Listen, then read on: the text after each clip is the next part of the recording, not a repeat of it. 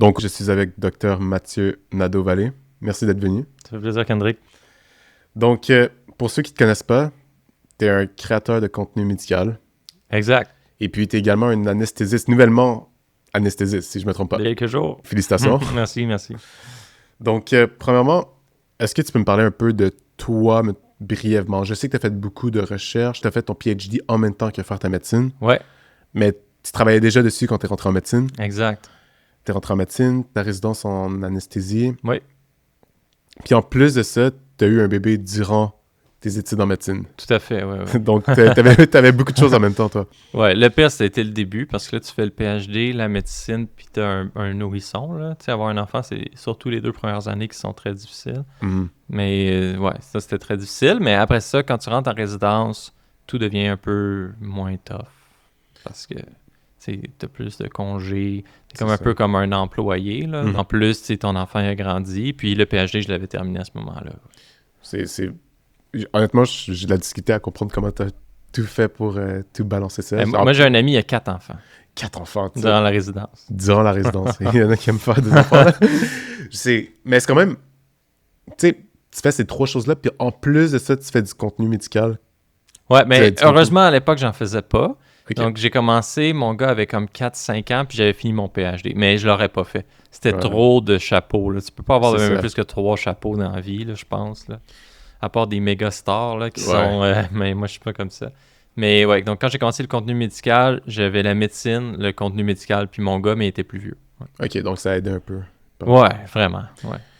Puis, si on parle de chapeau, tu t'associes, toi, peut-être plus à quel chapeau?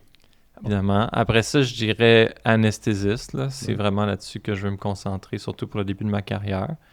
Puis ensuite, je mettrais créateur de contenu médical. Donc, tu sais, je fais un ou 2 capsules par mois environ. J'essaie de rester le plus pertinent possible. Puis finalement, le dernier, ce serait la recherche, parce que j'ai un peu mis ça de côté là, pour différentes raisons, mais en anesthésie, c'est pas facile de faire la recherche. Surtout moi, c'est la recherche fondamentale et non clinique. Même si après ça, on n'en a pas parlé, mais j'ai fait une maîtrise en épidémiologie aussi, donc pour faire la recherche clinique. Mais même avec ce background-là, c'était devenu tellement difficile de faire la recherche en même temps que la médecine, surtout si tu es anesthésiste. Là, j'en ai 3-4 en tête qui le font, puis c'est des stars, mais ils sont vraiment bons. Mais moi, c'était trop difficile pour moi de continuer tout ça. Non, je comprends. Et puis, tu sais, justement, en parlant de réseaux sociaux, pourquoi tu as commencé à faire à être sur les réseaux? Ben, au début, c'était parce que j'étais durant la fin de mon externat, puis la COVID a frappé la pandémie mondiale, donc tout a été cancellé, les cours, tout ça. Puis on était à la maison, puis tout ce qu'on avait à faire, c'était d'étudier pour notre LMCC 1. Puis c'est correct, là, il faut étudier, mais après ça, j'avais beaucoup trop de temps libre.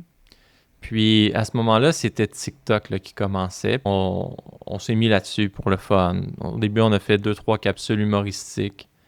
Puis à un moment, là, je venais de downloader l'application, je connaissais pas ça. Puis tu sais, il y a une page qui est le For You.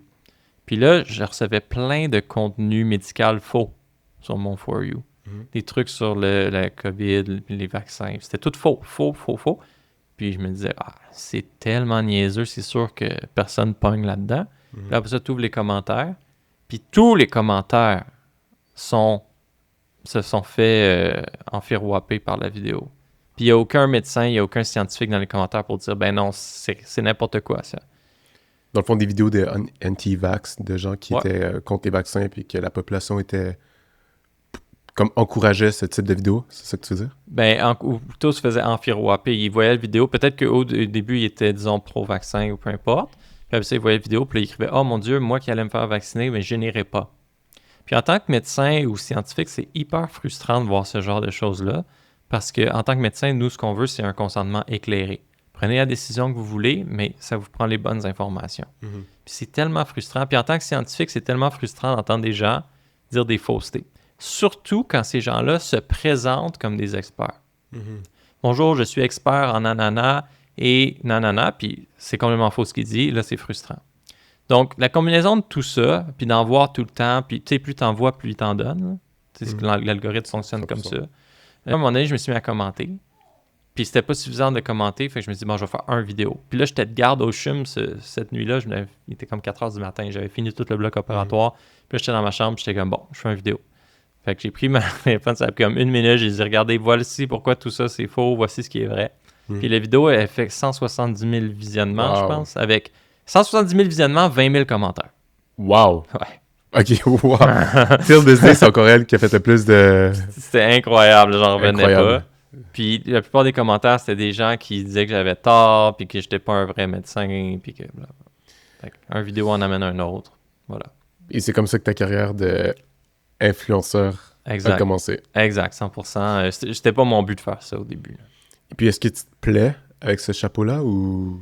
C'était super intense durant la COVID. Je me souviens, tu sais, je faisais ma résidence, puis à chaque jour, je créais du contenu parce qu'à ce moment-là, à chaque jour, l'information changeait.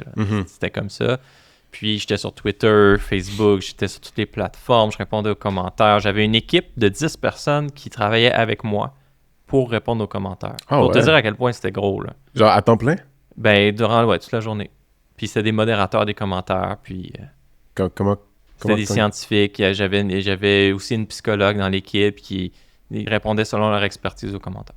Puis je faisais aussi des lives avec d'autres médecins, parce que moi, évidemment, je suis pas spécialiste, par exemple, en infectio ou en bio, parce que je suis pas microbiologiste. Donc, je faisais des lives avec des médecins dont ça, c'était leur spécialité. Puis les gens pouvaient joindre le live et répondre aux questions. Nous, on répondait à leurs questions. Puis, donc, c'était très prenant. J'ai vu dans un des podcasts que tu as fait que toi, ce qui te frustrait réellement, c'est pas les gens avec aucune credentials qui parlent de sujet, mais au contraire, les gens qui ont les credentials, qui ont les diplômes, qui disent de fausses choses. J'ai vu que ça, c'était une des choses qui te frustrait le plus, puis que c'est ça qui t'a même porté à vouloir encore plus faire des vidéos. Ouais, et la raison pourquoi c'est dérangeant, en tant que médecin, tu te dis, la population a le droit d'avoir la vraie information. Puis c'est dérangeant parce que si tu mets un titre à ta fausse information, ça devient encore plus crédible. Puis là, tu te demandes... Donc, il y a des médecins que je peux croire, il y en a que je peux pas croire. Donc, ça une espèce de confusion qui s'installe. Quand tu as des médecins qui vont sur les réseaux sociaux ou sur différentes plateformes pour donner des informations complètement erronées, complètement en dehors du consensus scientifique, sans aucun appui scientifique. Je peux te donner un exemple. Il y avait une médecin qui était, je crois, microbiologiste ou infectiologue, puis en France, qui allait sur les réseaux pour dire que les vaccins pour la COVID-19, que tu as sûrement eu, que j'ai eu, que les professionnels de la santé ont tous eu, puis que 90% de la population a eu, était en fait une thérapie génique. Et allait reprogrammer ton génome en entier. Et elle, c'était une spécialiste dans ce domaine-là. Là. Dans son laboratoire, elle étudiait l'ADN, puis super crédible. La personne avait un H-factor, un impact, un facteur d'impact H de comme 40. Là. C'était une grande chercheure. Puis là, elle commence à dire des choses comme ça. Donc, même moi, je me suis demandé, mais... Est-ce que je me trompe? Est-ce que je me trompe? C'est-tu vrai? Parce qu'après ça, tu regardes les credentials de cette personne-là, tu te dis, wow, elle publie dans les bons journaux, elle a un laboratoire. Puis après ça, là, tu tombes sur elle. Après ça, tu tombes sur un autre qui dit que lui, c'est l'inventeur des vaccins à ARN. Tu dis, ben voyons. Puis il dit, prenez pas ça, ça va tuer l'humanité. C'est ça qu'il disait. Là, OK, ben c'est sûr que c'est pas l'inventeur. Puis là, tu vas regarder, ben oui, toi. C'est vraiment l'inventeur. Ben, il disait que c'est l'inventeur, c'était pas totalement faux, c'était pas totalement vrai. En fait, il avait publié les 2 premiers articles dans les années, je pense, 80-90, qui ont mené au vaccin ARN. Tu avais un PNAS puis tu avais un Science, je crois. Des gros articles, là, cités par des milliers de fois. Puis là, ce gars-là, il vient dire ça. Ben, voyons, s'il y en a un que les credentials de le faire, c'est bien lui, tu sais, tu te dis. Puis là, après ça, tu creuses. Puis là, tu te rends compte qu'il y a 5 ans, il a fait d'autres affirmations erronées. Puis que, tu sais, il y a des gens qui partent dans une certaine dérive. Donc ça, c'est aussi plus difficile à déboulonner aussi. Tu veux déboulonner Ginette qui fait une vidéo dans son sous-sol pour dire que les vaccins sont dangereux, c'est facile. Mais tu veux déboulonner Dr. Chose, qui est l'inventeur des vaccins ARN, c'est plus difficile. Donc, ça prend du temps. Et puis, je sais que ça va peut-être paraître comme une question vraiment fondamentale, basique, mais toi, t'es pro-vaccin.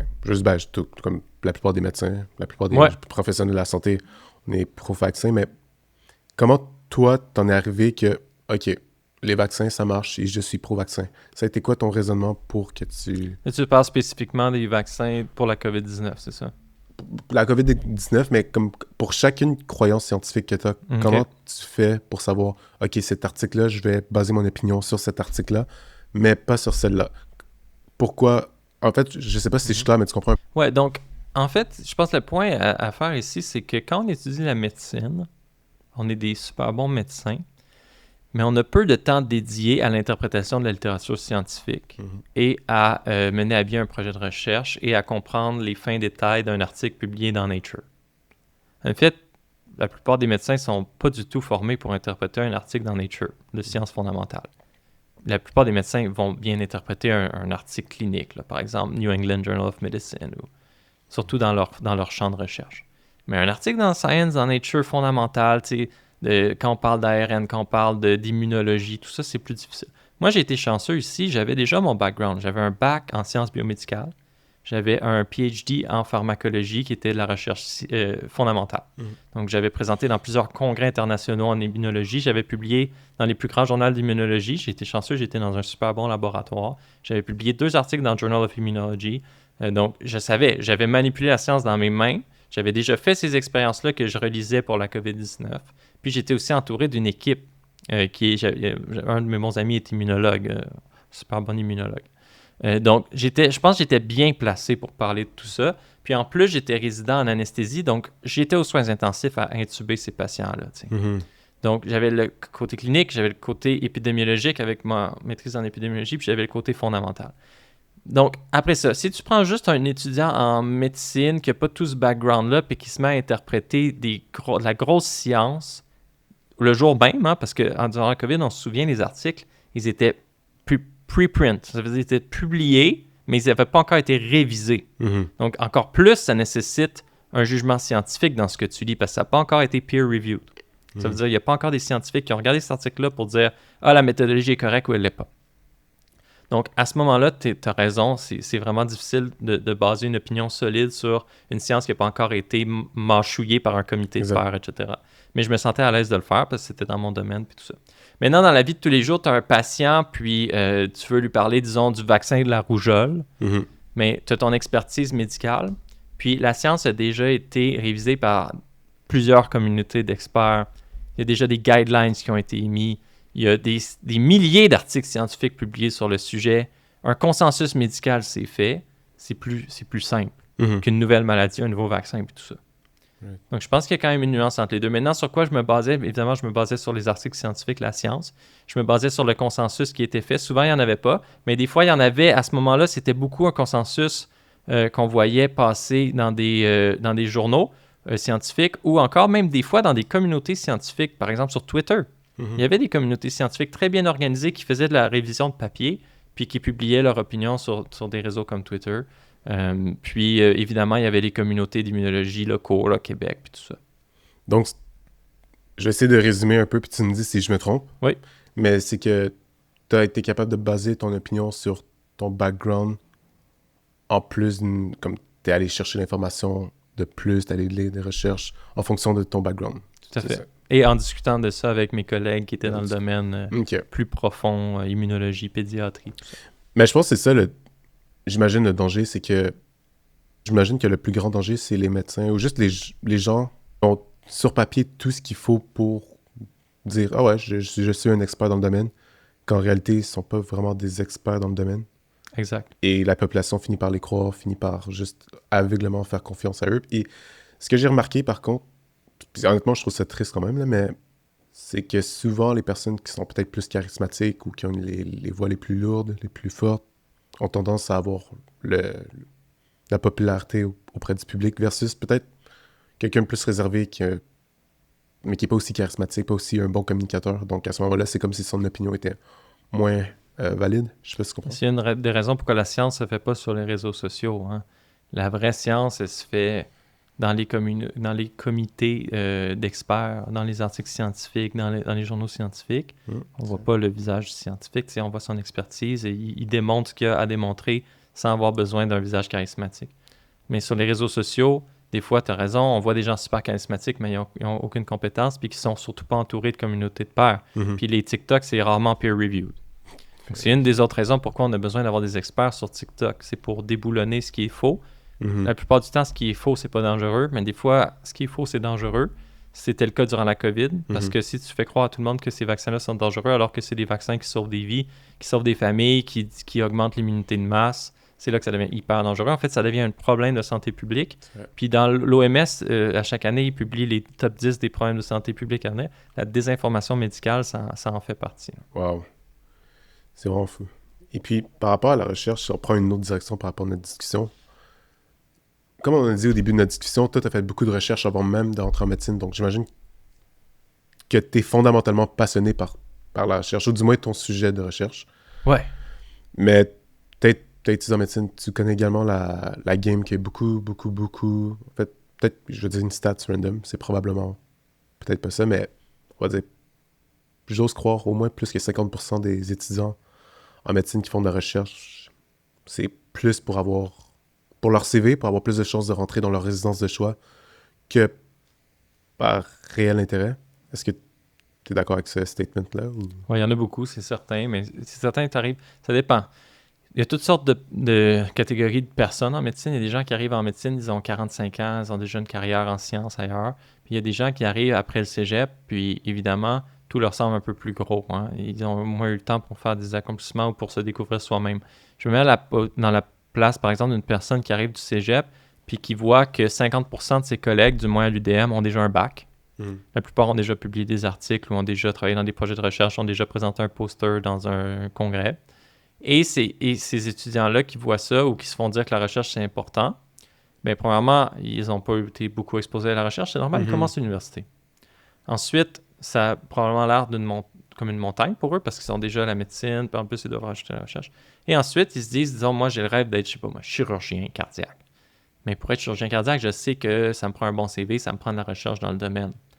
Donc, c'est certain que cette pression-là et la nécessité amènent beaucoup de gens à en faire de la recherche par nécessité. Peut-être que dans cette grande masse de gens-là, il y en a certains qui vont dire « Ah, ben finalement, j'aime ça, puis je vais continuer à en faire », mais on s'entend que c'est pas tout le monde.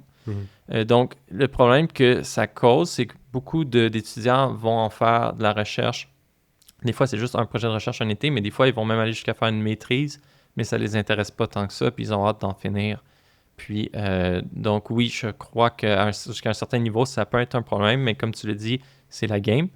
Après ça, tu as des étudiants qui veulent aller dans des programmes qui n'ont pas nécessairement besoin d'avoir fait de la recherche. Il y a aussi des alternatives. Tu peux faire du bénévolat, il y a plein de choses. Au final, c'est un peu de démontrer ta personnalité puis ton intérêt. Mais je suis 100% empathique envers les gens qui se ramassent dans cette game-là puis que ça leur tente pas puis qu'ils en ont déjà beaucoup sur les épaules. J'ai toujours été d'avis qu'on devrait pouvoir remplacer, disons, un projet de recherche dans un CV par une formation en recherche. Puis je crois que pour un médecin, ça peut être même mieux de faire ça. Disons, tu as 4 mois à passer. Tu prends 4 mois, puis tu fais dans un projet de recherche niché, puis tu n'aimes pas ça, puis tu n'en feras jamais dans ta vie. Ou tu prends 4 mois, puis tu fais un cours d'épidémiologie, puis tu apprends à décortiquer un article scientifique, à l'interpréter, à comprendre les biais méthodologiques possibles, puis que ça te donne autant de points dans ton CV. Mais moi, je crois que ça devrait être comme ça. Surtout pour les gens qui savent, qui n'aiment pas ça la recherche, puis qui ne veulent pas en faire, mais qui vont en faire pour avoir le CV. Nous, à la résidence, on est obligé de faire un projet de recherche complet. Là. On a 3 mois, potentiellement 4, puis on est obligé de le faire. Puis l'immense majorité des gens en anesthésie, ils ne vont pas en faire la recherche ou ils vont juste être un collaborateur. Donc, moi, j'ai toujours été d'opinion qu'on devrait pouvoir remplacer ça par 3 ou 4 mois d'études intensives, d'épidémiologie, de biais méthodologiques pour être un meilleur médecin, pour pouvoir interpréter la littérature. Parce que c'est pas vrai que tu peux juste lire l'abstract, puis la conclusion, puis dire « OK, ça s'applique à ton patient. » C'est vrai. Mais est-ce que tu penses que, tu l'as dit, que tu es empathique et tu comprends la raison du pourquoi les étudiants rentrent dans cette game-là, même s'ils n'ont pas envie de faire de la recherche? Puis honnêtement, je serais vraiment hypocrite à dire que je comprends pas, parce que moi-même, des fois, je suis dans cette game-là, moi aussi. Mais est-ce que tu penses que ça a un impact négatif sur la culture ou juste sur la littérature scientifique en général ou quoi que ce soit? Ou pas tant? Ben, je crois que sur la culture, oui. Je crois qu'il y a une grosse culture de performance en médecine qui est délétère. Il y a beaucoup de problèmes de santé mentale aussi dans les étudiants en médecine. Là, on sait de plus en plus. Beaucoup de pression de performance. Moi, étant étudiant en PhD, durant ma médecine, bien sûr, il y a beaucoup d'étudiants en médecine qui ont été mes étudiants au laboratoire parce qu'ils veulent faire un stage de recherche, donc ils se font jumeler avec un étudiant au PhD ou à la maîtrise. Puis, c'est rare que j'ai vu des étudiants passer qui ont continué après ça dans la recherche. Okay?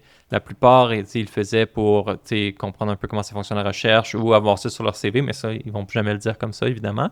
Mais je l'ai vu, puis j'ai senti, puis on voit l'intérêt des gens, puis souvent, l'intérêt est plus ou moins là. Donc oui, je pense qu'il y a un problème à ce niveau-là. Ensuite, est-ce que ça impacte la littérature médicale dans le sens que l'étudiant qui n'est pas intéressé, il va faire n'importe quoi puis il va publier n'importe quoi? Je crois que non, parce que c'est des étudiants qui sont sous supervision. Donc si la supervision se fait bien, si l'étudiant n'est pas obligé d'être bon non plus, peut-être que son supérieur, disons l'étudiant en PhD, va faire les expériences à sa place. Je crois que non. Mais oui, je suis d'accord avec toi, je crois qu'il y a un problème de culture de la performance. Ouais, ben c'est définitivement une culture. C'est un problème. Est-ce que toi, de ton expérience, tu es passé à travers le processus des applications pour les résidences, le CARMS et tout? Oui. Est-ce que tu penses que la recherche, c'est overrated ou c'est vraiment important autant que les gens le font croire? Je peux pas répondre à cette question, je sais pas, parce que j'ai jamais été dans un comité d'admission. Par contre, je serais un peu hypocrite de dire que ça m'a pas aidé. Je ne sais pas si ça m'a aidé, mais tu peux imaginer que moi, quand les gens du comité d'admission avaient mon dossier dans les mains, ils étaient épais de tout ça avec, je sais pas combien j'ai de publications scientifiques, mais j'étais dans le top 0.1% des étudiants en médecine en termes de publications scientifiques. Là, J'avais fait un PhD hyper prolifique. Avant ça, j'avais fait aussi plusieurs autres projets de recherche. Durant ma médecine, j'ai continué. J'avais même obtenu la plus grande bourse de recherche au Canada, à la Vanier. Ah ouais. Fait que mon dossier de recherche était béton. Moi, je crois que ça ne m'a pas tant aidé à rentrer. Ah ouais. Mais je serais hypocrite de le dire, je sais pas. Mais je crois que les gens, ça dépend des programmes de résidence. Mais en anesthésie, je crois qu'on cherche moins un chercheur, mais plutôt à avoir un bon collègue, là, quelqu'un qui va être agréable à côtoyer. Mais ça dépend des programmes. Il y a des programmes que eux, la recherche, ça va être capital. Puis il y a des programmes dans lesquels tu fais toute la résidence, comme ça, il faut que tu ailles faire 2 fellows. Donc, ils veulent des gens qui sont hyper drillés à étudier fort. OK. Donc, je peux pas dire. Ça dépend des programmes, ça dépend. Mais tu peux être, disons, tu appliques dans le programme qui demande la recherche. On va dire un truc, chirurgie cardiaque, disons. Je sais pas. Disons que tu appliques là, mais toi, tu n'en as pas de recherche. Est-ce que ça veut dire que tu ne seras pas admis? Non. Parce que tu es peut-être compensé d'un autre côté. Tu es peut-être hyper quelqu'un d'agréable. Tu es peut-être hyper quelqu'un qui a fait plein de bénévolat ou peut-être que tes évaluations de stage étaient fantastiques dans tous les stages. Les gens aiment ça te côtoyer. Ou peut-être que tu n'as rien de tout ça, mais tu te présentes à ton entrevue, mais oh mon Dieu que ça clique. Donc, je crois pas que les gens doivent s'en mettre trop sur les épaules. Ouais. Ça fait du sens. Et peut-être dernière petite question par rapport à la recherche, mais tu sais, comme tu l'as dit toi-même, tu as un dossier en béton de recherche. Ouais. Comment tu as fait pour trouver ton intérêt en recherche? Comme le sujet qui te passionne, toi? Comment ça fonctionne en recherche? C'est rarement l'étudiant qui a un sujet en tête, puis il peut le faire. Parce que souvent, quand donc, tu t'intègres à une équipe de laboratoire, puis ce laboratoire-là a déjà obtenu du financement pour faire certains projets. Donc, il te donne un des projets. C'est rare que tu intègres une équipe et tu dis hey, « moi, ça me tente d'étudier le récepteur de Insulin Growth Factor 1 dans le cerveau. » Puis là, la personne est comme « ah ouais, OK, on va écrire tout un projet, on va le soumettre aux organismes de financement. Dans 1 an, on va savoir si on a l'argent, puis tu vas faire ça. » Donc souvent, tu arrives, puis tu as des choix. Ou encore, il y a des annonces qui sont publiées. Nous, on étudie le Parkinson puis la dopamine. Ah, OK, je vais aller là-dedans, mais c'est rare que l'étudiant fait à 100% le projet. Des fois, ça peut arriver. Si tu es étudiant au bac, après ça, tu deviens étudiant en maîtrise. Puis là, tu fais ton PhD dans le même laboratoire. Ben, ça fait 5 ans que tu es déjà dans le laboratoire. Peut-être que tu as eu le temps de concevoir un projet, de toi-même aider ton professeur à avoir l'argent. Mais rarement. Donc, souvent, ce qui arrive, c'est que tu t'intègres à une équipe, tu aimes bien l'équipe, tu aimes bien le projet, puis tu fais ce projet-là. On partir de ça. Ouais. Make sense. Au début de notre discussion, tu as dit que tu as eu un enfant à ta première année en médecine. Ouais. En plus de faire un PhD, en plus de faire ta première année de médecine. Ouais. Comment tu vas? Comment tu vas? Are you okay? Non, mais sérieusement, comment... Moi, j'ai pas fait pré-med. T'as pas fait pré-med? Pré-med, c'est hard. Ouais? J'ai pas fait. Fait que ça m'a aidé, je pense. Peut-être. C'est la pire année. Pas vrai? Oui, pré-med. Tu fais comme... Ouais, en 2 semaines, tu finis un bloc. 2 semaines, tu finis un bloc. Examen. Ouais, j'imagine. J'ai pas été à UDM, donc... Ah, mais il y avait peut-être. Pré-Med à McGill? Oui, c'était tough. La première année de médecine à l'UDM, tu fais des blocs. Un mois examen, un mois examen. Hémato, un mois examen. Psychiatrie, un mois examen. Ça fonctionnait par APC? Non, je dis n'importe quoi. C'est des Comité blocs. de... Ouais. Ouais, mais on est en groupe puis on parle... APP. Ok, ouais, apprentissage par problème. Apprentissage par problème. Donc, on se réunissait 2 fois par semaine, puis le reste du temps, on étudiait chez nous. Puis des fois, il y avait un cours à l'université. Donc, pour avoir un enfant, c'est pas si mal, parce que tu es souvent chez toi. Faut étudier, là, tu as des choses à faire. Là. Mais au moins, tu peux surveiller ton bébé. Puis la UDM lui offrait la halte garderie. Donc, pendant ton cours, tu pouvais aller porter ton enfant dans une garderie. Ah ouais. 3 heures max. Ça, tu revenais chez vous. C'est nice. C'était correct. Tellement là. bien. Oui, c'est vraiment bien. J'habitais en face de l'université. En plus, ok, C'est ça. bien, là. Tu t'organises, là, comme tu peux. Ah, c'est sûr. Mais c'est tough, ouais. Puis ton PhD en même temps. Ça, PhD, c'est vraiment fun. C'est fascinant. C'est pas... T'étudies pas. T'es dans un laboratoire. Puis il y a personne qui te dit quoi faire. C'est toi. Tu peux te pointer à 4 heures de l'après-midi puis travailler jusqu'à minuit si tu veux. Ou à 8 heures du matin. Tu peux travailler 24 heures de suite si tu veux. Donc c'est vraiment flexible. C'est vraiment flexible. Ok. C'est ton projet. C'est tes expériences. Moi, j'avais des souris. Fallait que je m'assure que mes souris étaient en santé. J'avais une animalerie à Sainte-Justine. Ah ouais. Après ça, il fallait que je design mes expériences, que je fasse un calendrier. OK, une expérience, ça dure 3 jours. Ce jour-là, je fais ça, ça, ça. Ce jour-là, ça, ça. Des protocoles. Fait que t'écrives à des chercheurs. C'est vraiment le fun. Puis après ça, tu présentes tes projets à l'international, dans des congrès. Tu écris toi-même ton article. C'est comme moi, je trouvais qu'il y avait un aspect créatif là-dedans, puis j'aimais ça. C'est vraiment nice. Ouais. Puis par rapport à... C'est quoi l'expérience scientifique qui t'es le plus fier, qui t'a eu le plus de plaisir à faire ou à démontrer aux gens? Bien, dans mon projet de recherche, on n'en a pas parlé, mais j'étudiais le travail préterme.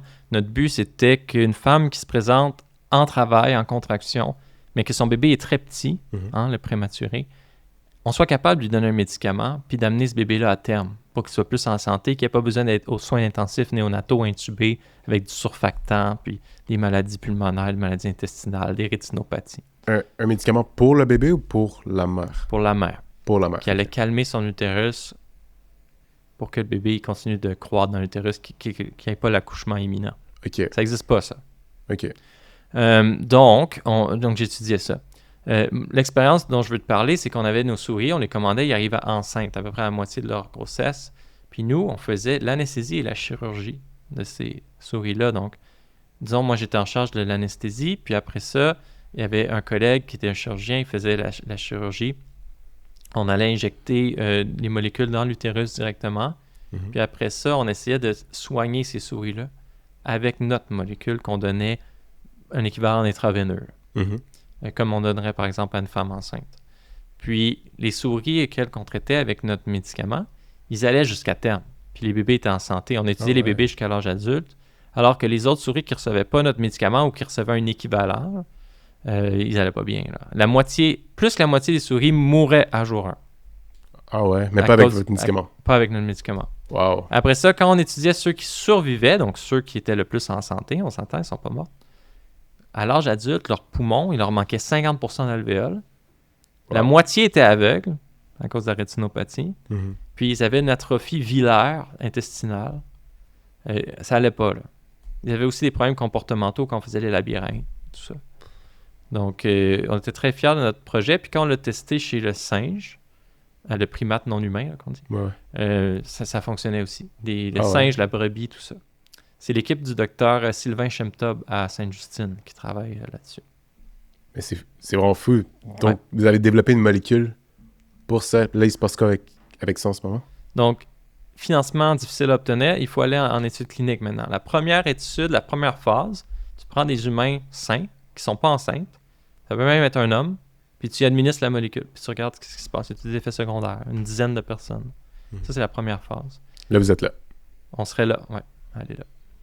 Puis est-ce que ça va se passer bientôt, ça? Ou... Donc, c'est une question de financement. Donc, il faut trouver une compagnie qui veut investir dans ce projet-là. Le problème, c'est que c'est risqué parce qu'une molécule que tu vas administrer à une mère enceinte, il y a 2 fois plus de chances d'avoir des effets secondaires et que le projet tombe à l'eau parce que tu as la mère et tu as le bébé. Puis depuis l'épisode de la thalidomide, un médicament que les femmes recevaient enceintes contre les nausées, mais qui a créé des malformations fœtales, Mais les compagnies, ils veulent pas se mouiller. Hmm. C'est dommage parce que c'est entre 10 et 15% de tous les accouchements qui sont prématurés et c'est la principale cause de mortalité des bébés et de morbidité des bébés. Mais on n'a rien pour ça. Donc en ce moment, là je parle peut-être avec mon esprit comme entrepreneurial, businessman on va dire, mais il manque un investisseur, il manque une compagnie qui est prête à dire si je veux, je sais pas, X% Exact. des profits qui vont être générés avec ce médicament-là si ça marche. Exact. Puis on s'entend que si ça marche, it's a catch. Parce que 10% de la planète. Vu de même, c'est beaucoup d'argent. C'est comme ça. Ouais. Puis à quel point c'est dur, comme je veux dire, est-ce que vous êtes limité à des compagnies au Québec, Canada, ou vous pouvez trouver partout dans le monde? Bon, je crois que ça peut être partout dans le monde. Moi, je suis pas impliqué dans la... probablement, je suis plus impliqué avec ça. Là. J'ai fini mon PhD en 2019. OK. Mais la partie plus investissement, tout ça, c'était pas part de mon PhD. Là. Moi, c'était plus l'aspect scientifique. L'aspect scientifique. OK, ben c'est vraiment nice. Mm. Puis aujourd'hui, là, tu t'as mentionné tantôt que tu viens de terminer ta résidence, tu as fait ton examen final, je pense. Ouais. T'as passé? Ouais. Good. Félicitations. Là, tu vas aller travailler à l'hôpital. Est-ce que tu es à l'aise de dire où? Ouais, c'est le CIUS de centre-ouest de l'île de Montréal. OK. Ça inclut l'hôpital La Salle, Lakeshore, puis c'était Sainte-Marie. Puis tu te sens comment par rapport à ça? Depuis être résident, je veux dire, t'as fait 4 ans d'études en médecine? Ouais, c'est difficile à 6 concevoir. ans de résidence, peut-être? C'est difficile à concevoir. Je pense pas que je comprends encore. Là. Parce que, tu sais, l'autre jour, je me disais, mais là, j'aurais plus jamais un examen. J'étudie Ça- plus. Ben, t'étudies, mais tu fais la formation continue médicale. Mais t'étudies plus. Mhm. T'as jamais un... Fait que c'est difficile à comprendre, je pense. T'es pas habitué de plus être un étudiant. Vraiment. Ça va être... Puis les décisions, maintenant, c'est moi qui les prends. Il n'y a pas un patron pour te dire quoi faire. Là. Est-ce que c'était dur de trouver un emploi? Comme Non. en tant que tel? Parce que j'ai honnêtement aucune idée de comment ça marche, trouver un emploi une fois que t'as terminé ta résidence. Moi, en plus, je savais pas. Hmm. Tu sais, les gens, ils se renseignent sur plein d'affaires. Moi, j'étais pas du genre à trop me renseigner. Puis à un moment donné, j'étais juste rendu, là, il faudrait que je me trouve une job. Ben, je finis. Ouais. Puis j'ai fait des entrevues téléphoniques. Puis il y a un patron qui m'a dit au téléphone, il m'a dit, comment ça t'es rendu à R5 puis t'as pas encore de job? Puis lui, il pensait que c'était peut-être un red flag. Tu sais. Ouais. J'ai dit, ben non, je n'étais pas trop préoccupé par ça avant. Mais non, c'est facile. Surtout en anesthésie, il y a beaucoup de postes. Là, il manque d'anesthésistes partout. Là. OK, donc c'est pas aussi facile avec toutes les spécialités. Pas du tout. Il y en a, il faut aller travailler à Vancouver. Parce que c'est tellement spécialisé, ils en ont juste besoin d'un ou deux à Montréal. Puis ils sont déjà... Mais ça, c'est pour eux qui font des fellowships, right? Mais non, mais même certaines spécialités. Ouais. Par exemple, prends, je sais pas moi, neurologie pédiatrique. Mm-hmm. C'est pas un fellow, c'est une résidence. J'ai aucune idée pour être. Moi, je pense que c'est une résidence. Puis après ça, tu peux faire un fellow, bien sûr, mais lui, le neurologue pédiatre, il peut-tu aller travailler à Charles-le-Moine? Je pense pas. T'sais, il faut qu'il aille dans un centre pédiatrique sûrement spécialisé. Mm-hmm. J'imagine Sainte-Justine ou Children. Ou... Ouais. Je fais pas ça, non, là, mais juste dire qu'il y a certains programmes comme chirurgie cardiaque. Où est-ce que tu peux aller travailler? Tu peux-tu aller travailler à Pierre-Boucher? Non, il n'y a pas de chirurgie cardiaque là. Tu peux aller à l'ICM, au CHUM, Sacré-Cœur, puis le système anglophone, il y a sûrement deux hôpitaux qui en font aussi, mais pas grand place. Mais bon, au moins toi, tu as trouvé un emploi comme ça. Ouais. Puis maintenant, pour la suite, c'est quoi que tu comptes faire? Parce que maintenant, t'es anesthésiste, t'as ton emploi, t'as plus de... Ben, je veux dire, t'as plus de responsabilité. Je veux dire, t'as ta responsabilité en tant que médecin et tout, mais je veux dire, par rapport aux réseaux sociaux, par rapport à l'impact que tu vas avoir dans le futur, c'est quoi tes plans pour les prochaines années? Les réseaux sociaux, pour moi, c'est idéal. Donc, quand tu es résident, quand tu es étudiant en médecine, quand tu es patron, tu as les mêmes responsabilités déontologiques. Donc, rien ne change à ce niveau-là de ma façon de le voir. Maintenant, c'est quoi les plans? Ça va être les mêmes. C'est de faire de l'éducation. En anesthésie, il y a plein de choses qui sont méconnues du public. Il y a encore des gens qui... c'est normal d'être stressé le matin de ta chirurgie, là. Ouais. Mais il y a encore des gens qui arrivent avec des craintes complètement infondées que grand-maman leur a transmis, qui n'existent plus, là. Tu sais, te faire endormir, je sais pas moi, avec... Il y a des adultes qui pensent qu'ils vont se faire endormir au gaz, au masque, avec un gaz. Donc, il y a beaucoup d'éducation à faire en anesthésie. Il y a beaucoup d'éducation à faire dans plein de domaines de la médecine. Ça prend plus de médecins sur les réseaux sociaux. Puis évidemment, à chaque fois que quelqu'un m'envoie une vidéo que je me dis ça, c'est complètement faux, ben je vais le débusquer, je vais le démystifier, c'est clair. C'est juste qu'on dirait que ces temps-ci, les gens m'en envoient moins, mais ça me fait toujours plaisir de rétablir les faits médicaux. Là. OK. Et il ne reste plus beaucoup de questions, mais une de mes questions c'est une question peut-être plus personnelle et moins pour ma communauté en tant que telle, mais je me questionne moi-même beaucoup par rapport à la spécialité que je suis prêt à faire pour le reste de ma vie. Ouais. C'est quand même stressant, ne veux pas. Ouais, sûrement. Comment t'as fini par choisir anesthésie? Je sais que c'est une spécialité que beaucoup de gens aiment. J'ai jamais honnêtement entendu un anesthésiste qui s'est plaint de son emploi. Ah C'est une des seules actually que je vois on dirait que le taux de satisfaction est vraiment élevé. ouais. Pourquoi toi t'as choisi ça? Moi, j'ai choisi ça dernière minute. Hein. Quand je me suis inscrit, tu l'as pas encore fait, quand tu vas t'inscrire pour tes CARMS, il faut, au début, tu choisis 9 programmes gratuits, puis après ça, tu peux en ajouter si tu veux, mais ça coûte de l'argent. Mhm. Moi, je voulais aller à l'UDM, fait que j'ai choisi 9 programmes à l'UDM. Fait que j'ai pas choisi anesthésie à McGill à l'UDM à Vancouver en allant. Tu comprends ce que je veux dire? J'avais juste un anesthésie, puis si je le manque, j'ai jamais. OK. Fait que j'avais anesthésie, j'avais pédiatrie, j'avais médecine interne, j'avais médecine d'urgence, j'avais médecine de famille, j'avais tout pris. Et toi, t'étais ouvert à tout, là. J'ai ouvert à tout. Ouais. OK. Puis après ça, il est venu le temps de le ranker. Fait que tu fais les entrevues, puis après tu ranks, je pense. Ça se peut-tu? Je pense que c'est ça. J'ai aucune idée. Pour ça, je suis pas rendu Il là. me semble que c'est ça. Fait que tu fais les entrevues, puis après ça, il faut que tu fasses une liste de priorités. Fait que, OK, lui, c'est mon choix numéro 1, lui, c'est mon choix numéro 2. Mhm.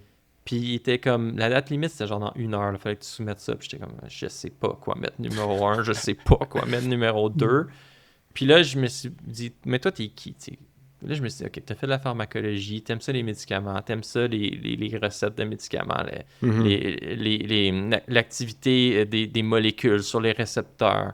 Après ça, j'aime ça, je veux être meilleur en interventionniste. Je veux être capable de mettre une veine, je veux être capable de mettre une voie centrale, je veux être capable de mettre une canule artérielle.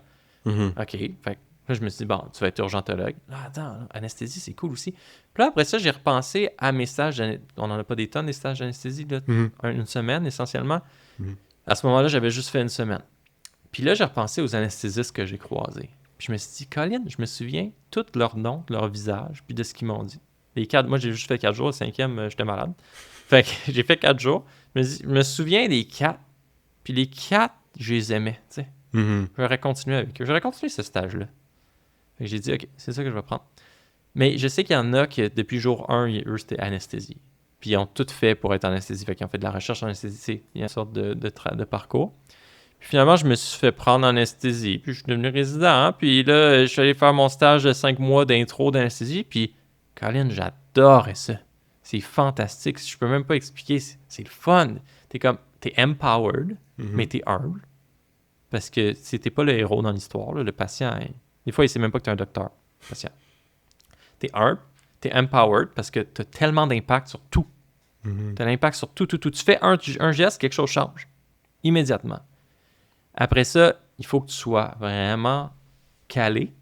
Mhm. Fait que c'est empowering parce qu'il faut que tu aies des connaissances dans tout. Il faut que tu connaisses la chirurgie, comment ça se fait. Fait que tu sois bon en chirurgie. Il faut que tu connaisses tout ce qui est relié à la médecine. Mhm. C'est comme un interniste, finalement. Parce qu'il faut que tu connaisses toutes les maladies. Il peut avoir un impact sur l'anesthésie. Après ça, il faut que tu comprennes la physiologie du corps humain comme un intensiviste. Mhm. Parce que tu vas ventiler un patient, tu vas l'intuber. Tu vas y mettre une voie centrale, tu vas gérer des amines. OK? Après ça, tu dois connaître la physique. Parce que tu joues avec des gaz. C'est vrai. Ouais. Tu as une machine. Il faut que tu connaisses la machine. Le bloc opératoire, la salle, il faut que tu comprennes comment elle fonctionne. Mhm. Tu peux recevoir un choc électrique s'il y a quelque chose de déposé. Toutes ces affaires-là, c'est comme une espèce de spécialité médicale où il faut que tu sois un ninja. Puis je peux te conter une petite histoire fun qui m'est arrivée. En fait, j'étais en charge de chirurgie, pas d'anesthésie. Mais Ok. c'est l'anesthésiste qui m'a impressionné à ce moment-là. Je savais même pas c'était quoi un anesthésiste, by the way. Il y avait un rideau. Ok. Je savais pas qu'est-ce qu'il y avait le rideau. Moi, j'étais du côté de la chirurgie. Puis c'était une chirurgie gynécologique. Donc, ils mettent une caméra Mhm. dans l'utérus, puis il y a des liquides. Parce qu'ils doivent voir, fait qu'ils gonflent avec des liquides. OK? Mhm. Une scopie. Mais ces liquides-là sont absorbés par le patient. Puis c'est une jeune patiente en santé, mais elle se met à désaturer. Comme une patiente de soins intensifs, là, 85, 84. Ça va pas, là. Mhm. Et je pense pas qu'elle était sur anesthésie générale. Elle devait juste avoir une rachie. Puis là, elle est à bout de souffle, puis elle comprend pas. Puis là, le chirurgien, il dit, ben voyons, qu'est-ce qui se passe? Puis là, moi, je me dis, oh mon Dieu, le chirurgien, il doit gérer ça. Ouais. Mais on comprend pas, qu'est-ce qui se passe? Puis, il y a quelqu'un qui se lève d'une chaise. Je le vois, tu sais, juste quoi, là, tu vois Ouais. quelqu'un qui se lève, là, c'est qui ça? Puis là, elle dit, arrêtez vos liquides. De quoi qu'elle parle, tu sais? Mais c'était le liquide pour gonfler l'utérus. Ouais. C'est ce qu'on appelle un TERP syndrome. Je connaissais même pas ça. Je sais même pas c'est quoi. C'est l'absorption de liquide hypotonique qui crée un œdème du poumon. Wow. Puis elle a su ça Elle a directement. su, avant même qu'on sache que le patient désaturait, elle le savait. Wow. Puis là, je me suis dit, mais c'est qui ça? C'est qui cette personne-là? Tu sais? Puis là, après ça, le chirurgien me dit, c'est l'anesthésiste. J'ai dit, hein? Damn. On n'est pas exposé à ça, l'anesthésie. Fait que moi, je pensais que l'anesthésie, c'était juste d'endormir le patient. Tu sais. Mais je pense que tu l'as dit aussi, jamais comme l'anesthésiste, c'est le héros dans l'histoire des gens. Mm. Donc peut-être que si toi, ce qui t'attire, ce qui t'allume, c'est avoir du prestige et tout, C'est moins pour toi. c'est moins pour toi, mais c'est vrai que c'est vraiment important. C'est vrai que comme faut que tu aies des connaissances en tout. Puis tu l'as dit toi-même, tu sais, le staff, eux que j'ai rencontrés du moins, sont tous chill, sont tous relax, sont tous super gentils. Même eux qui ont l'air méchants sont gentils. Là, comme c'est, C'est vrai. Genre, j'étais vraiment étonné pour eux. J'ai fait 5 ans et demi de résidence parce que j'ai fait une maîtrise aussi. Puis donc, combien tu penses d'anesthésistes que j'ai côtoyé? Plus que 200, plus que 300, je sais pas. J'ai jamais rencontré personne qui était vraiment problématique, tu sais. Wow. Alors que des fois, tu fais un stage de 2 semaines durant l'externat, puis t'es genre, hey, ça fait 3 là, que j'ai envie de pleurer. Là.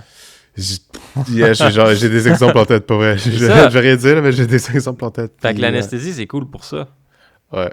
Ben oui, mais moi, je pense, moi, je suis vendu pour l'anesthésie. Je suis vraiment content de mon choix. Là, toi, tu as un choix à faire, c'est sûr, mais tu n'as pas encore fait ton externat, donc tu vas t'exposer, tu vas voir qu'est-ce que tu aimes, qu'est-ce que tu n'aimes pas. Mm-hmm. Puis ton choix est juste à faire dans 1 an et demi. 1 an et demi, à peu près. Après, parce que Ouais, 1 an et demi, un peu de ça. pour le ranking, du moins, là, c'est la dernière étape. Ça passe vite, hein, quand même. Ça passe vite, ouais. Puis, tu sais, justement, mon externat commence bientôt. Est-ce que tu as un conseil par rapport à comment avoir de bonnes évaluations? Qu'est-ce qui fait que pendant tes rotations, le staff t'aime, puis qui juge que, comme, OK, t'es bon, on va te donner une bonne note, on t'aime, on a aimé travailler avec toi? Ouais. Parce que je peux pas croire que la chose qu'ils veulent, c'est que tu lis le manuel au complet de leur spécialité avant que tu arrives à leur rotation, comme beaucoup d'étudiants font. Ben, Donc- si tu fais ça, c'est sûr qu'ils vont savoir que tu es très intéressé. OK. Mais moi, j'en ai eu quelques externes quand j'étais résident, surtout résident senior. Des fois, tu as des externes dans ta salle, fait que tu les côtoies. Moi, ce que j'aimais personnellement, c'est juste que l'externe, il t'écoute parler, tu sais, il t'intéresse. Mhm. C'est comme tellement le fun. Mais en même temps, si l'externe, des fois, tu vois là, qu'ils s'en foutent, même des fois, ils s'en vont, tu ne retrouves plus de la journée. Ça paraît peut-être un peu moins bien, mais on est relax en anesthésie. Correct. Tu sais, si tu veux, c'est correct, je comprends que tu n'aimes pas ça. Ouais. Mais moi, ce que j'aimais personnellement chez un externe, c'est vraiment qu'il avait envie d'en apprendre. Il me posait des questions, c'est quoi ça? Nanana. Puis plus un externe t'en donne, plus tu en donnes. Je crois que c'est pas mal comme ça pour la plupart des professeurs. Ça veut dire, s'il est intéressé, tu vas avoir envie de continuer à faire apprendre des choses. Puis même moi, il y avait certains externes, tu sais, j'allais plus loin avec eux. Tu sais, disons, j'avais un épisode à faire, je l'amenais avec moi, puis ils pouvaient regarder. Puis là, donc, moi, je pense que c'est surtout ça. Après ça, les connaissances, je veux pas, tu sais, je suis pas vraiment superviseur encore, mais je veux pas parler pour personne non plus, mais je vais parler en mon nom. Mais je crois que les connaissances, ça vient par la suite, surtout. Tu sais, tu as des objectifs de stage quand tu es externe, mais on s'attend pas à ce que tu sois anesthésiste non plus. Mais donc, c'est surtout de t'intéresser à la chose. Parce qu'on sait que si la personne est intéressée, les connaissances, ils vont venir. Là. Après ça, tu as 5 ans de résidence pour les avoir, les connaissances. Donc, j'ai pas à me mettre une pression inutile sur les épaules qu'il faut que je connaisse beaucoup de choses avant mon stage sur cette spécialité-là. Mais je peux juste parler en mon nom. En ton C'est nom. ça le problème. C'est qu'il y a autant de façons de faire qu'il y a d'évaluateurs. C'est vrai? Des fois, tu arrives, tu as un patron qui pense d'une façon, puis le lendemain, il pense complètement à l'opposé. Donc, c'est pour ça que c'est tough, j'ai trouvé, l'externat, puis aussi la résidence, parce que tu es avec un patron une journée, il dit que ça, c'est bon, puis le lendemain, tu fais la même chose, puis il dit non, ça, c'est complètement inadapté et inadéquat. Mais il y a un anesthésiste la veille qui te dit que c'était ça qu'il fallait faire. Hein? Donc, tu sais, chacun est différent. Non, mais je pense que le conseil global, c'est juste avoir du fun, être intéressé. C'est tough parce que des fois, tu es découragé, tu as des longues journées, tu n'as pas envie. Puis aussi de rester humain. Des fois tu croises un externe, puis il est tellement l'air d'une machine, puis il a tout le temps à être heureux de se faire donner des tâches que tu dis c'est impossible. Puis, Il peut pas être il y a de toujours comme ça. l'hypocrisie, ouais. Puis des fois, j'en côtoie des externes ou des résidents plus juniors, puis ils me le disent, ils me disent, ça me tente pas de faire ça. Puis je suis genre, t'as bien raison, mon gars, c'est vraiment plate. Tu sais, des fois, c'est juste être humain, tu comprends le struggle, mais ça dépend d'un patron à un autre. Tu sais, il dit, ça me tente pas de faire ça, peut-être un patron, il va être vraiment pas content que tu dises ça. Tu sais. OK. Mais les extents qui réussissent le mieux, je pense que c'est ceux qui sont intéressés. OK. Puis, dernière question, mais, tu sais, c'est plus par rapport aux réseaux sociaux et tout, mais est-ce que tu penses que faire des réseaux sociaux peut potentiellement nuire? Parce qu'il y a beaucoup d'étudiants en médecine qui commencent de plus en plus à faire des vidéos, que Ouais. ce soit sur TikTok, Instagram et tout. Ouais. Et incluant moi. Ouais. Et puis, incluant moi. Est-ce que tu penses que ça peut potentiellement nuire pour que ce soit nos résidences, notre réputation dans le milieu médical ou quoi que ce soit? Et moi, quand j'ai commencé à en faire, j'étais un des seuls. Hein. Tu connais Tahir, je pense que t'es allé avec... T'es-tu allé faire un podcast avec Tahir? Terre? Non, ça te dit rien. Lui aussi a un podcast, Les disciples d'Hippocrate. Non, il m'a invité, mais je n'ai pas encore été là. OK, il est nice, c'est un résident d'anesthésie aussi. Puis moi, dans ma résidence, donc il y avait lui puis avec moi qui en faisait. OK. Mais je vois que de plus en plus, il y en a beaucoup. J'étais à un congrès l'autre jour de la FESP. Puis il y a eu des questions dans le public, puis c'était tous des jeunes étudiants qui faisaient ça. Il y en avait plein. Mhm. Donc moi, ce que je leur ai dit, puis c'est la même chose que je vais te dire aujourd'hui, c'est que ça dépend c'est quoi ton contenu. Ça dépend c'est quoi que tu décides de présenter. Puis jusqu'à un certain point, si c'est très polarisant, mais c'est ça, tu vas te faire des ennemis. Il y a du monde qui vont te juger dans le domaine médical, là, je pense. Ouais. Du monde qui vont dire oh, ça n'a pas de bon sens. Il y en a d'autres qui, vu que c'est polarisant, ils vont être super avec toi. Je te donne un exemple. Disons que il y en a une étudiante en médecine aux États-Unis. Elle, son contenu, c'est d'aller dans des raves. Fait qu'elle est comme habillée en... T'imagines la tenue. Puis elle est tout le temps comme dans des endroits où tout le monde est drogué autour d'elle. Puis elle dit, bon, là, je suis de garde, là, ma garde vient de définir, je me rends dans un rave. Puis là, t'es pas dans un rave. Ouais. Fait que c'est très polarisant comme contenu, mais en même temps, elle a un but là-dedans, c'est de montrer que les étudiants en médecine puis les médecins, c'est des humains aussi, puis ils ont le droit d'avoir du fun, puis d'être créatifs, D'avoir leur passion et tout, d'avoir leur passion. C'est bien correct. Mais là, tu as un contenu très polarisant parce que tu es en petite tenue, tu es un médecin, tu te présentes comme un médecin, mais tu es dans une tenue que tu n'es pas en tenue médicale du tout. Donc là, c'est très polarisant. Donc tu vas avoir des patrons qui vont voir que tu fais ce contenu-là, ils vont être vraiment... Tu vas avoir des patrons qui vont dire « Ben voyons donc, moi aussi je vais dans un rave, je suis vraiment d'accord avec ton contenu. » Si tu fais un contenu qui est plus de parler du cycle de Krebs, puis d'expliquer c'est quoi l'alpha-cétoglutarate, qui c'est qui peut être contre ça? Dans tes patrons? C'est sûr. Personne. Fait que je pense qu'il y a peu de contenu que tout le monde va être contre toi. Il y a peu de contenu que tout le monde va être avec toi. Mais au final, si tu es professionnel, tu respectes ton code de déontologie, tu t'exprimes bien, puis tu dis c'est quoi ton objectif avec ça, souvent. C'est bon. Il y a beaucoup de monde en médecine qui font des day in a life. Day in a life. Là, fait qu'ils se montrent, ils se filment à l'hôpital, puis... Bon. Mais si tu dis c'est quoi ton but avec ça? C'est quoi ton but avec ça de faire un day in a life? C'est-tu d'humaniser la profession puis de faire que plus de gens veulent aller en médecine? Good. C'est-tu de te vanter puis de montrer que tu vas faire plein d'argent plus tard? Ça, c'est pas un bon but. Tu vois ce que je veux dire? Non, je comprends mais, ça. mais des fois, ça peut être flou. Si tu dis pas c'est quoi ton but. Mais si tu dis c'est quoi ton but, c'est correct. Après ça, les day in a life, des fois, j'ai bien vu des day in a life, là, tu vois un patient en arrière. Ouais. Faut pas trop approprié. C'est sûr. Non, je comprends 100%. Puis je pense que c'est un bon conseil de constamment te demander comme question pourquoi est-ce que je fais ce que je fais à la base. Puis je pense qu'à partir du moment que tu as je sais même pas comment dire. Ta niche, ton ta domaine. niche, mais que tu as ton but du pourquoi tu fais tes vidéos. Ouais. Puis qu'avant chaque vidéo, tu te dis est-ce que ça respecte mon but? Ouais, c'est ça. Parce que je suis un peu tombé dans ce piège-là, moi-même. Okay. Tu sais, au début, je voulais faire des vidéos pour aider les étudiants, que ce soit en médecine ou leurs notes, peu importe. Parce que c'était ça. Tu sais, je me sentais pas à l'aise de parler de médecine en tant que pré-med. Ouais, je comprends. Parce que je suis net de commencer ma médecine. Je n'allais pas parler d'un sujet que je commençais à peine. Ouais. Puis je voyais que mes vidéos pour aider les étudiants avaient un grand impact. Je recevais plusieurs questions. Donc, je les aidais. Puis là, à un moment donné, pour le fun, je faisais d'autres types de vidéos. Puis que ces vidéos-là marchaient super gros, là, comme ça. Comme, tu sais, mettons, en moyenne, mettons une vidéo que je parle d'école, peu importe, ça va peut-être faire 20 000 vues, peut-être 30 000. Mais à un moment donné, j'ai fait une vidéo que aujourd'hui, je me montre qu'est-ce que je fais plus. Dans ma vidéo, je suis parti en date. Puis c'était comme un day in the life en date. Mais il n'y avait aucun but dans ça. Cette vidéo-là a fait comme 700 000 vues. Puis là, j'étais comme, c'est bon, ça, 700 000 vues. C'est bon. Puis à cause de ça, j'en ai fait 2-3 autres comme ça. OK. Mais qui ont toutes marché. Mais ce que j'ai réalisé, c'est que oui, tu as plusieurs vues, oui, tu as plein de likes. Puis tu penses que les gens t'aiment. Puis peut-être que ça divertit les gens. mais c'était pas l'image que je voulais projeter de moi. Puis j'étais tombé dans un genre de piège de adapter mon discours, adapter ce que je veux faire en fonction de ce que la grande population veut voir de moi, versus la raison du pourquoi je voulais faire des vidéos à la base. Je comprends. Donc, c'est comme un peu de l'appât du gain, finalement. Ouais, honnêtement, je pensais pas que j'allais être le genre de personne qui allait tomber dans le piège des vues, des likes et tout, mais comme je me suis retrouvé à comme refresh souvent mes vidéos, voir est-ce que ça marche, est-ce que les gens aiment, est-ce que je vais faire ça la vidéo et nous. Puis pas juste ça, aussi le fait de comme je t'ai dit tantôt, plusieurs gens aiment mes vidéos. Comme j'ai pas des stats, mais je veux dire 90% des gens aiment mes vidéos. Il suffit d'une personne, un mauvais commentaire, un mauvais message, puis ça me met off pour le reste de la semaine. Je suis comme peut-être pas le reste de la semaine, ça se peut, c'est normal.